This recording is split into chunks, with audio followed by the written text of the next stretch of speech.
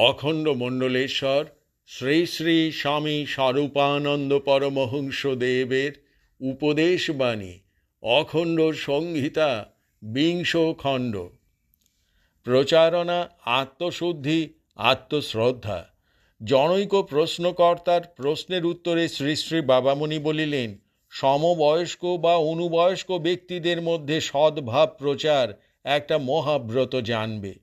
জগতে যত বড় বড় কাজ আজ পর্যন্ত অসংখ্য লোককে নিয়ে ঘটেছে, প্রত্যেকের পশ্চাতে একটি চমৎকার ইতিহাস আছে, লক্ষ লক্ষ লোকের মধ্যে অনুরূপ ভাব প্রচারের প্রয়াসের। কখনো কখনো এ প্রয়াস কোনো পদ্ধতিবদ্ধ সঙ্গবদ্ধ সুপরিকল্পনার ফল, কখনো কখনো ঘটনার চাপে এ প্রয়াস আপনা আপনি শত সহস্র প্রচারকের ভিতরে আত্মপ্রকাশ করেছে। প্রচারকরা পরস্পরের সঙ্গে পরিচিত হোক আর নাই হোক, একই ভাবের প্রচারণা চারিদিক থেকে ধারাবাহিকভাবে ঘটতে থাকলে একদা তাদের সম্মিলিত ফল এসে একটা অপ্রত্যাশিত বিরাট ঘটনা সৃষ্টি করেই করে। অতএব দেশ বা জগতের কোনো আত্যন্তিক হিত সাধন যদি তোমার লক্ষ্যীভূত হয়ে থাকে, তাহলে যাকে কাছে পাও তারই কানে নবাদর্শের, নবজীবনের, নবজাগরণের বার্তা অতি দ্রুত পৌঁছবার জন্য চেষ্টা তোমাকে করতেই হবে। আর যারা দূরে আছে তাদের কাছে এই বার্তা পৌঁছবার জন্য পরোক্ষ প্রয়াস পেতে হবে। যারা তোমার চেয়ে জ্ঞানে, গুণে, বিদ্যায়, বিত্তে বা বয়সে বড়, তাদের কাছে কথা পৌঁছনো একটু কঠিন, কারণ এ কাজটি করতে হলে শ্রোতার শ্রদ্ধা আকর্ষণের চেয়েও বেশি প্রয়োজন বিনয়ের, আর যুক্তিনিষ্ঠতার চেয়েও বেশি প্রয়োজন ব্যক্তিগত বিশ্বাস আকর্ষণের সামর্থ্য, স্নেহ আদায়ের শক্তি। কিন্তু সমবয়স্কদের কাছে প্রচারক নিজ যুক্তিনিষ্ঠতা দিয়ে এবং অনুবয়স্কদের কাছে নিজ শ্রদ্ধেয়তা দিয়ে সহজে উদ্দেশ্য সফল করতে পারে। যে কোনো অবস্থায়ই হোক, চরিত্র বলে তোমাকে বলীয়ান হতেই হবে। চরিত্রহীনের, মিথ্যাভাষীর, চালবাজের, ধাপ্পাবাজের, অতিরিক্ত প্রলাপীর এবং অপভাষীর মুখের কথা কেউ বিশ্বাস করে না। ব্যক্তিত্বহীন চপল চরিত্র মানুষের হাজার বক্তৃতায়ও কারো প্রাণে ভাবের জোয়ার আসে না। অতএব কোনো মহাভাব প্রচারই যদি তোমার উদ্দেশ্য হয়ে থাকে, তবে সর্বপ্রযত্নে জীবনের প্রতিটি মুহূর্তের সদ্ব্যবহারের চেষ্টা করো নিজের কাছে নিজের মূল্য বৃদ্ধি করে নিতে। তুমি যদি নিজের কাছে খাঁটি থাকতে পারো, তুমি যদি আত্মপ্রবঞ্চক না হও, তুমি যদি গোপনে পাপানুষ্ঠান করে বাইরে পবিত্রতার প্রচারক না হও, তুমি যদি ভিতরে ভিতরে স্বার্থের দাস থেকে বাইরে পরার্থপরতার অভিনয় না করো, তুমি যদি নিজেকে কামচর্চা ও কলুষিত অভ্যাসের কিঙ্কর করে রেখে বাইরে সাধুগিরি না ফুটাও, তাহলে নিজেকে তুমি নিজে যে শ্রদ্ধাটুকু দিতে পারবে, তারই প্রভাবে তুমি জগতের অন্য সকল মানুষকে তোমার বার্তায় আস্থাশীল করতে পারবে। সুতরাং প্রচারণাই বড় কথা নয়, আত্মশুদ্ধি ও আত্মশ্রদ্ধাও থাকা চাই তার সঙ্গে। কবিতা রচনা সম্পর্কে অপর একজনের কবিতা লেখার বিষয়ে কিছু উপদেশ চাহিল। শ্রী শ্রী বাবামণি বলিলেন, আমি কবি নই, নিতান্তই আমি গদ্যময় মানুষ।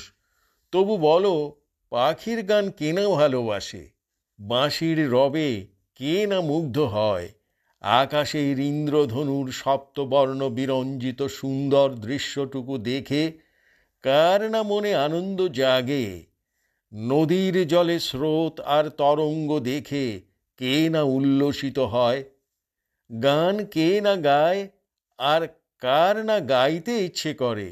এই হিসাবে মানুষ মাত্রেই কবি। প্রত্যেক মানুষের ভিতরে সুপ্ত এক কবি তন্দ্রা বিজড়িত নয়নে কখনো কখনো জগতের প্রতি তাকিয়ে শিশুর হাসি দেখে মনে মনে নৃত্য করে, অনাথের ক্রন্দন শুনে রুদ্ধশ্বাসে কাঁদে, বসন্তের প্রাণ শিহরণ দৃশ্য দেখে বিহ্বল হয়ে হাততালি দেয়, শীতের প্রখর তুষারপাতে মৃত্যুর বিভীষিকা দেখে আর্তনাদ করে ওঠে। এটা প্রত্যেকের পক্ষেই স্বাভাবিক। সুতরাং তুমি কখনো কখনো কবিতা লিখতে বসবে, এটাতে আশ্চর্য হবার বিষয় কি আছে? বাল্যকালে লুকিয়ে লুকিয়ে কবিতা লিখতুম, তার জন্য কতজনের কত মারও খেতুম।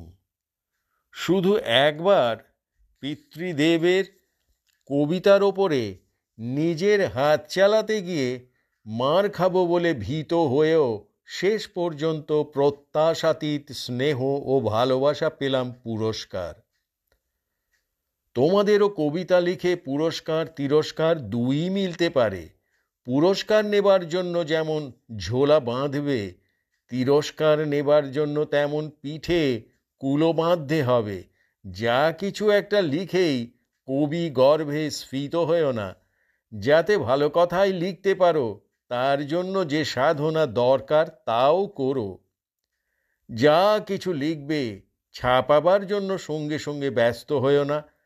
খাতায় লিখে 2-4 বছর তাকে ঘুমোতে দাও, পরে সময় মতো প্রয়োজনীয় সংশোধন করে তাকে প্রকাশের চেষ্টা করো। একটা কথা মনে রেখো যে দেশটা কবির হলেও বা জাতিটা কবিতাপ্রিয় হলেও কবিতা কিন্তু খুব কম লোকে পড়ে। আর এক কবি অন্য কবির লেখা পড়বে এই আশা তো একেবারেই দুরাশা। কবি খ্যাতি লাভ করতে হলে হয়তো তোমাকে সমস্ত জীবন একাকিত্ব ভোগের স্বেচ্ছাকৃত দণ্ড মাথা পেতে নিতে হবে। দেখতে পাচ্ছ না যে দেশের প্রতিভাবান লেখকেরা সবাই গল্প রচনা আর উপন্যাস লেখার মধ্যেই নিজেদের ডুবিয়ে দিয়েছেন। গল্প আর উপন্যাস সাধারণ অসাধারণ সকল লোকেই বেশি পড়ে। ভালো লেখা হলে তো কথাই নেই।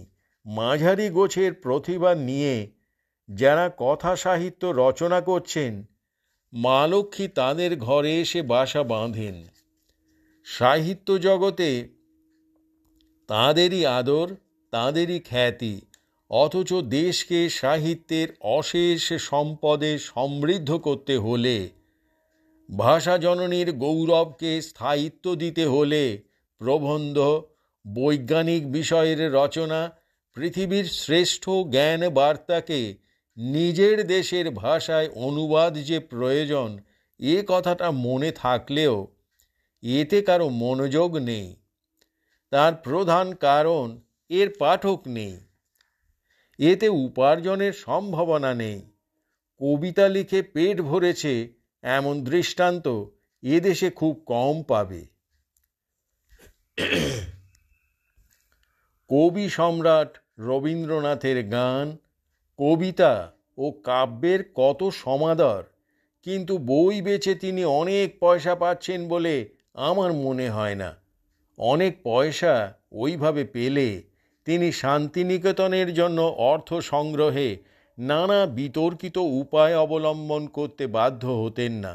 টাকা যদি না চাও কবি হয়েও না। টাকা যদি চাও কবি হয়েও না। কারণ কবিতার বই পয়সা দিয়ে কিনে পড়ে খুব কম লোকে। হিন্দি ভাষায় তুলসীদাসের রামচরিত মানস ছাড়া অন্য কাব্যের বাজারই নেই। বাংলা ভাষায় কাশিদাসী মহাভারত ও কৃত্তিবাসী রামায়ণ ছাড়া অন্য কাব্যের আদর নেই। সাধক কবি মনমোহন দত্ত কত সুন্দর সুন্দর গান লিখেছেন, যা সাধক ভাবক গায়কদের কণ্ঠে কণ্ঠে সমগ্র পূর্ববঙ্গে পরিচিত। কিন্তু বাংলা ভাষার কোনো ইতিহাস রচয়িতা এমন কবির নামোল্লেখ পর্যন্ত নিজ নিজ গ্রন্থে করেননি। কান্ত কবি রজনীকান্ত নিতান্ত দারিদ্র্যের মধ্যে জীবনযাপন করে হাসপাতালে প্রাণ দিলেন। তার অনবদ্য সঙ্গীতসমূহ তাঁর জীবনোপায় করে দিতে পারেননি। ভাওয়ালের কবি গোবিন্দ দাস ঢাকায় অনাহারে প্রাণ দিয়েছিলেন। চিত্তরঞ্জন দাস মশায়ের মানি অর্ডার তাঁর বাড়িতে মাত্র তখন পৌঁছল যখন এইমাত্র তাঁর মৃতদেহ কৃষ্ণপুরের শ্মশানে দাহ করার জন্য শ্মশান বন্ধুরা ঘাড়ে করে বের করে নিয়ে গেছেন। এরূপ দৃষ্টান্ত অশেষ আছে। সুতরাং ধনার্জনের জন্য কবিতা লিখো না। প্রাণের আনন্দে লিখতে চাও, লিখো।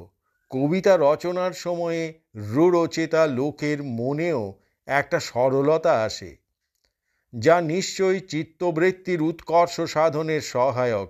সুতরাং কাব্যচর্চা নিশ্চয়ই ভালো কাজ। সম্মোহন।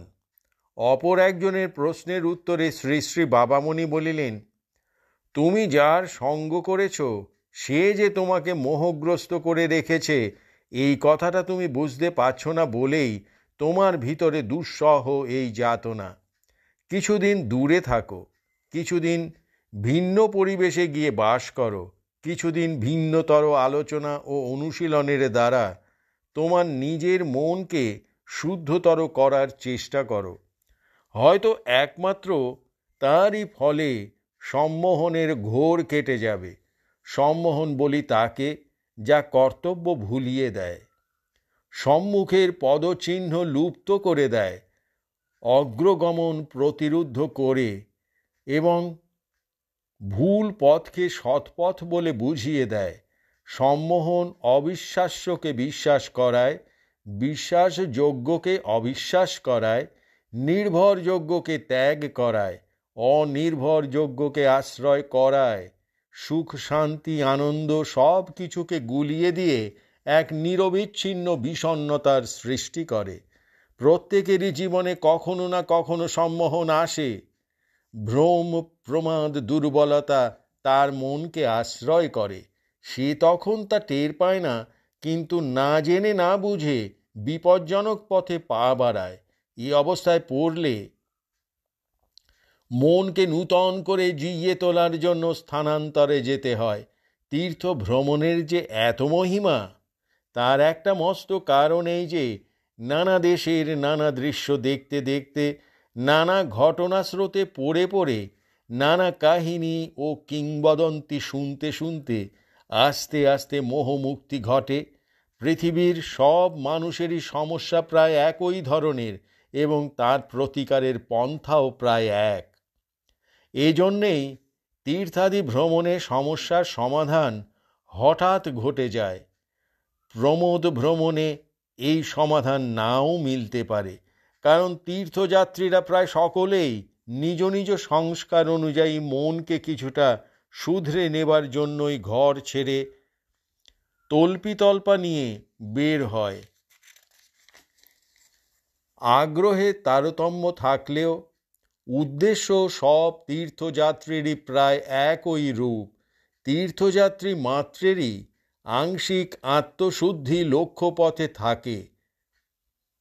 প্রমোদ ভ্রমণকারীদের তা নাও থাকতে পারে। হরি ওম।